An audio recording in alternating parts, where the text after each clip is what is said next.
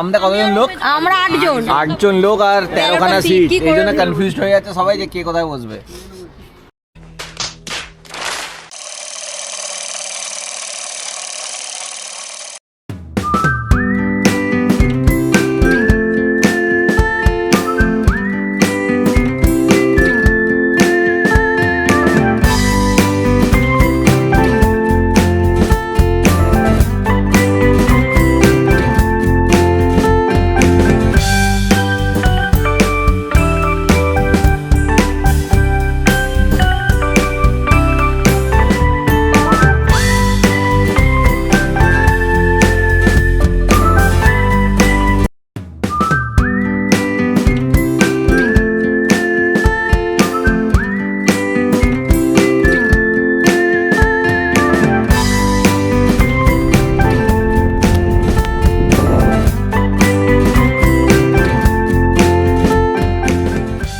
আজ আমাদের গন্তব্য সেলুলার জেল প্রথম, তারপরে কোথায় যাচ্ছি আমরা?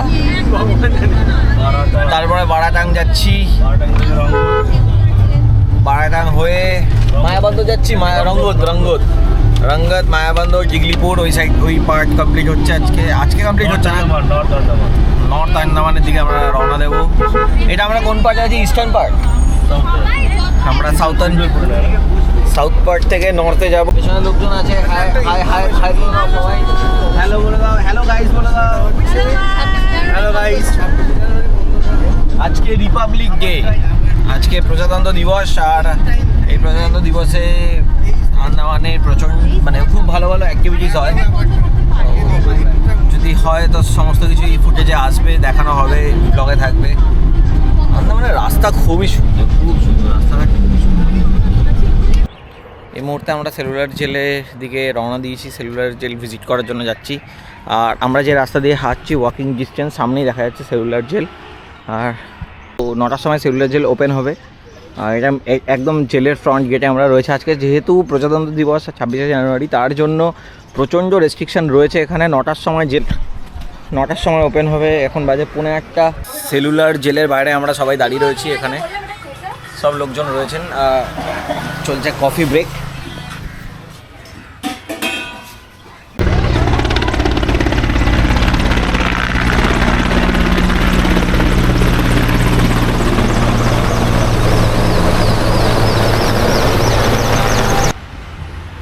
সেলুলার জেল খুলছে, 9টা বাজে। এখন আমরা সেলুলার জেল ভিজিটের জন্য যাব। চলো, পেছনে সেলুলার জেল দেখা যাচ্ছে। আমি রয়েছি সেলুলার জেলে। এই সেলুলার জেলকে কালাপানি জেলও বলা হয়। নিকোবর দ্বীপপুঞ্জে অবস্থিত ব্রিটিশ ঔপনিবেশিক কারাগার এই সেলুলার জেল।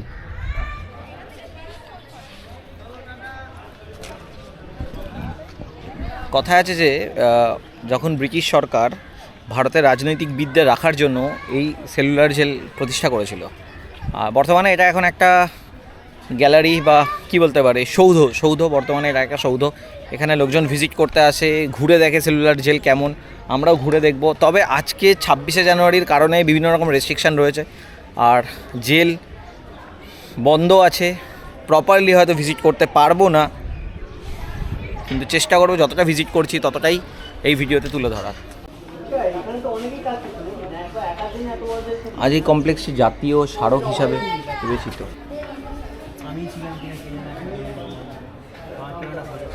বিপ্লবীদের আত্মত্যাগের প্রতীক হিসাবে দাঁড়িয়ে আছে এই সেলুলার জেল।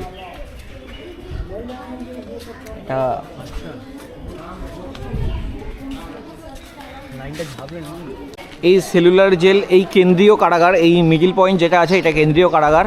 এই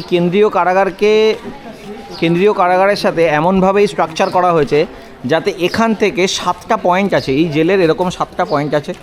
তো 7টা পয়েন্টে যাতে একজন নিরাপত্তারক্ষী ভালোভাবে পরিচালনা করতে পারে, তার কারণেই এটা তৈরি হয়েছে, যাতে এই একজন মাঝখান থেকে এখান থেকে উঠে এপাশেও যেতে পারে এবং ওই দিকগুলোতেও যেতে পারে। তো এটা মেন কেন্দ্রীয় কারাগার। যদি বলি এটা কেন্দ্রীয় কারাগার। আজকে বন্ধ আছে, বাইরে থেকে দেখছি।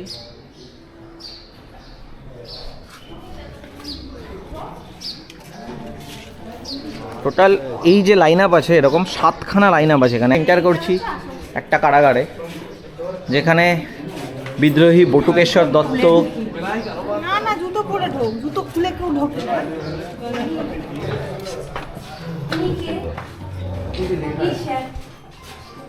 মুকুল নেই তো ভাই, কি কষ্টে থাকতো।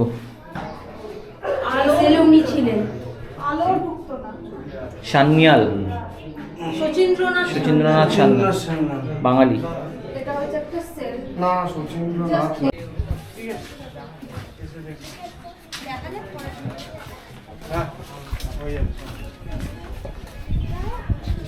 সেলুলার জেল ভিজিট করে আমরা বেরিয়ে গেছি এই মুহূর্তে।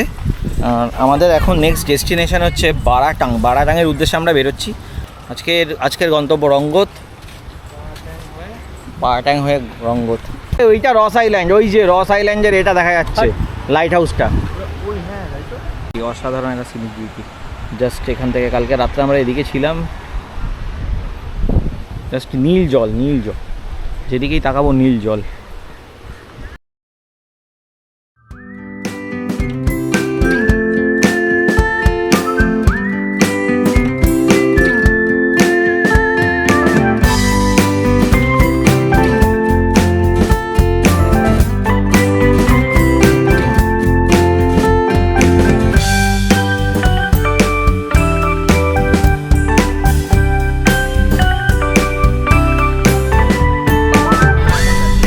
এখান থেকে বারাটাং কনভয় স্টার্ট হচ্ছে। কনভয়ের টাইমিং আছে 6টা 9টা 12টা, লাস্ট কনভয় 3টের সময়। আমরা যে কনভয়টা অ্যাটেন্ড করছি সেটা হচ্ছে দুপুর 12টার কনভয়। এখন ঘড়ির সময় 11টা। আর আমরা এখন যাব, গিয়ে লাঞ্চ করব, তারপরে গাড়ি থাকবে, গাড়িতে এসে বসবো। 12টার সময় যখন কনভয় ছাড়বে তখন আমরা একসাথে বেরিয়ে যাব। ওই রাস্তায় 50 কিলোমিটার, কোনো দাঁড়ানোর কোনো স্টপ নেই, পুরো রেস্ট্রিক্টেড এরিয়া। গাড়ি দাঁড় করানো যাবে না, গাড়ি একটা মিনিমাম স্পিড নির্ভর করে চলবে, মেনটেন করে চলবে গাড়ি।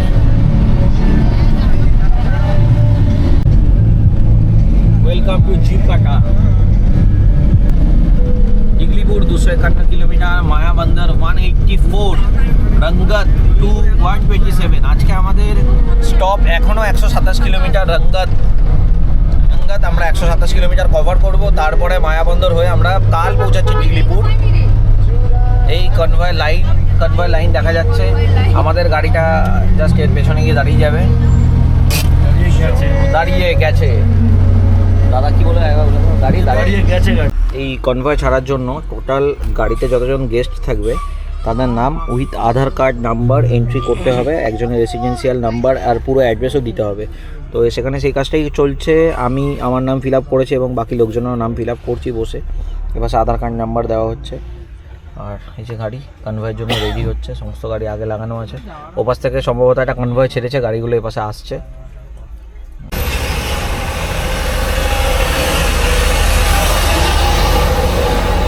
বারাটাং যাওয়ার জন্য কনভয়ের সমস্ত গাড়ি এরমভাবেই দাঁড় করানো রয়েছে এখানে। আর এই গাড়িগুলো একসাথে দুপুর 12টার সময় যে কনভয় আছে, কনভয়ের 3টে টাইমিং, সকাল 6টা 9টা এবং 12টা। আজকে সম্ভবত আরেকটা টাইমিং আছে 3টে। তো তখন যখন ছাড়া হবে তার জন্য কনভয়ের জন্য এই গাড়িগুলো এখানে পরপর দাঁড় করানো আছে। আমাদের গাড়িও সম্ভবত 8 কি 9 এরকম আছে। এই কনভয়টা একসাথে বেরিয়ে টোটাল 50 কিলোমিটার রাস্তা কভার করে পৌঁছে যাবে বারাটাংয়ে। বর্তমানে আমরা রয়েছি জিরকাটা, যেটা একটা চেকপোস্ট আছে। এখান থেকে বারাটাং 50 কিলোমিটার। এই 50 কিলোমিটার কভার করতে আমাদের সম্ভবত সময় লাগবে 2 ঘন্টা। আর এই 2 ঘন্টা গাড়ির মধ্যে কোনো রকম গাড়ির কাজ নামানো যাবে না, গাড়ি দাঁড় করানো যাবে না। তো 50 কিলোমিটার রাস্তা গাড়ি এইভাবেই চলবে। আর আপডেট এটাই। এখন লাঞ্চ করব, যেহেতু আমরা 11টার সময় পৌঁছে গেছি, তার জন্য আমাদের এখন লাঞ্চ করতে হবে। আমরা লাঞ্চ কমপ্লিট করে গাড়িতে ওয়েট করব। গাড়ি ছাড়বে 12টার সময়। সমস্ত গাড়ি এখান থেকে দেখতে পাচ্ছেন, সমস্ত গাড়ি লাইন দিয়ে দাঁড় করানো রয়েছে। সমস্ত গাড়ি একসাথে ছাড়বে। একসাথে ছাড়ার পরে আমরা পৌঁছাবো বারাটাং থেকে আমাদের গন্তব্য রঙ্গত অবধি আজকে 127 কিলোমিটার রাস্তা এখন। এরপরে রঙ্গত পৌঁছে আজকে স্টে করব। কাল সকালে রঙ্গত থেকে আমরা যাব ডিগলিপুরে 4 ঘন্টা স্টে করব। ডিগলিপুরে রস অ্যান্ড স্মিথ কভার করে আবার আমরা ফেরত আসবো রঙ্গত। তো এতটাই। চলো লাঞ্চ করব, অল্প কিছু সামান্য খাবো। জাস্ট হেভি ব্রেকফাস্ট করা হয়েছে সেলুলার জেলের আগে। লাঞ্চ কমপ্লিট করার পরে আমরা এখান থেকে বেরিয়ে যাব বারাটাংয়ের উদ্দেশ্যে। দুপুরের লাঞ্চে আইসক্রিম খাওয়া হচ্ছে। এখানে লাঞ্চ করছে সবাই।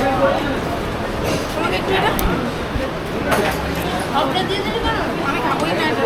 আর আমরা লাঞ্চে আইসক্রিম খাচ্ছি।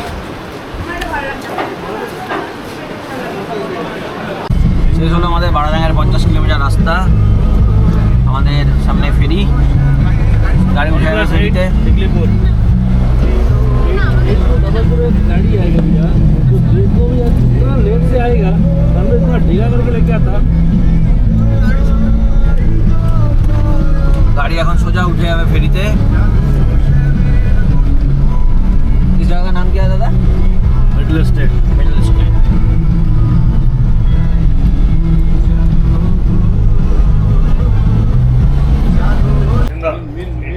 এই মুহূর্তে আমরা রয়েছি মিডল স্ট্রিটে। এখান থেকে আমরা বারাটাঙের উদ্দেশ্যে যাব। যেমনভাবে এই ভেসেলে চলে গেল সমস্ত গাড়ি উঠে, আমাদের গাড়ি এখানে সব ওয়েট করছে। এখান থেকে নতুন ভেসেল, সম্ভবত এই ভেসেলটা আসবে, গাড়ি উঠবে। তো পাশে আমরা যাচ্ছি বারাটাঙের পরে।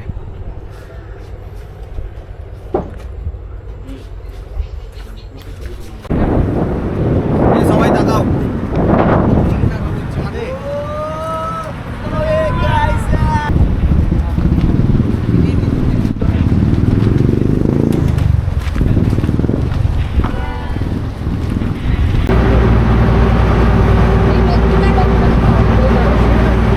আমাদের গাড়ি পেছনে আছে, আমরা আপাতত ভেসেলে করে যাচ্ছি।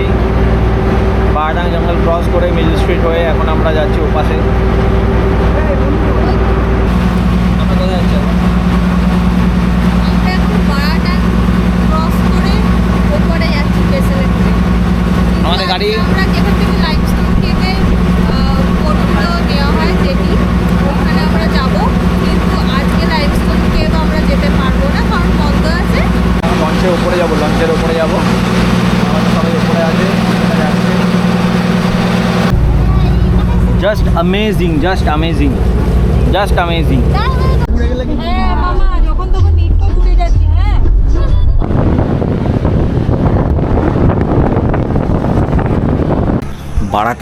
বারাটাং জঙ্গল পার করে আমরা এসে পৌঁছেছি রঙ্গতে, যে হোটেলে আমরা রয়েছি, প্রিয়া ইন্টারন্যাশনাল। তো হোটেল থেকে ব্যালকনি ভিউটা আমি দেখাচ্ছি। জাস্ট এরকম সানরাইজ হয়ে গেছে, দেখে বোঝা যাচ্ছে। এপাশে পাহাড় আছে, খুব সুন্দর লোকেশান। এখানে আমরা রয়েছি। রুমগুলো ঠিকঠাক, এখানে রুম যেমন হয় সেই হিসাবে রুমগুলো ঠিকঠাক। ব্যালকনিতে আমি দাঁড়িয়ে আছি, এটা আমাদের রুম। খুব বেশি বড় নয়, খুব বেশি ছোটো নয়, রুমটা ঠিকঠাক। এখানে রুম সবই এরকম, সেই হিসাবে ঠিক আছে। চলো বাকি আপডেট পরে আসছে।